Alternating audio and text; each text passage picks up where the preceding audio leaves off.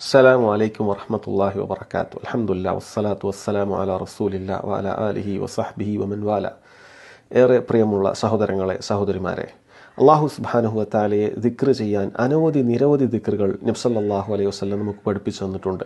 എന്നാൽ ആ ദിക്റുകളിൽ ഏറെ മഹത്തരമായ, നമുക്ക് ഏറ്റവും എളുപ്പമുള്ള 6 ദിക്റുകളെക്കുറിച്ച് പണ്ഡിതന്മാർ ഓർമ്മപ്പെടുത്താറുണ്ട്. ഇൻഷാ അല്ലാഹ് അതാണ് ഇന്ന് നിങ്ങളുമായി പങ്കുവെക്കാനുള്ളത്. 1 സുബ്ഹാനല്ലാഹ്, 2 അൽഹംദുലില്ലാഹ്, 3 ലാ ഇലാഹ ഇല്ലല്ലാഹ്, 4 അല്ലാഹു അക്ബർ. 5-മതായി അവർ പറയുന്നത് ലാ ഹൗല വലാ ഖുവത ഇല്ലാ ബില്ലാഹ്. 6-മത്തത് സല്ലല്ലാഹു അലാ നബീന വസല്ലം. സഹോദരങ്ങളെ, ഈ 6 ദിക്റുകൾക്ക് നിരവധി പോരിശകൾ നബി സല്ലല്ലാഹു അലൈഹി വസല്ലമയുടെ ഹദീസുകളിൽ കാണാൻ സാധിക്കും.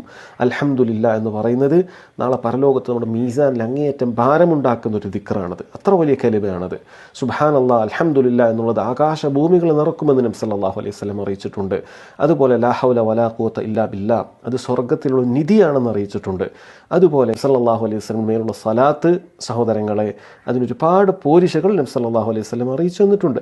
പക്ഷേ നമ്മളിലൊക്കെ പലപ്പോഴും നമ്മൾ വാഹനത്തിൽ സഞ്ചരിക്കാതിരിക്കും, അടുക്കളയിൽ ജോലി ചെയ്യുന്ന സ്ത്രീകളുണ്ട്, അങ്ങനെ വ്യത്യസ്ത ജീവിതത്തിൻ്റെ സമയങ്ങളിൽ നമ്മൾ ചുണ്ടനങ്ങുന്നില്ല. എന്നാൽ ഈ ദിക്റുകൾ വളരെ എളുപ്പമാണ് നമ്മൾ നാവ് കൊണ്ട് പറയാൻ.